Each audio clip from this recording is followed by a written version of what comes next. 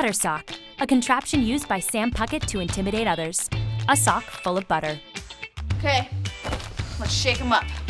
What is that? A sock full of butter. Derf, an imaginary number between 5 and 6 invented by Carly Shay.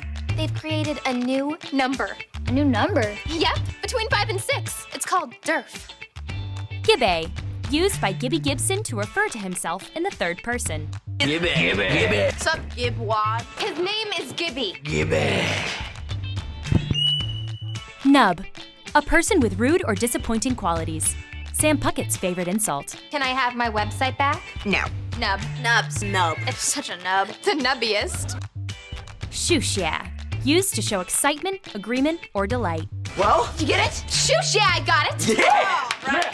Spaghetti taco, high-class cuisine invented by Spencer Shea that combines spaghetti and tacos. And he promised to make us his special... Spaghetti tacos.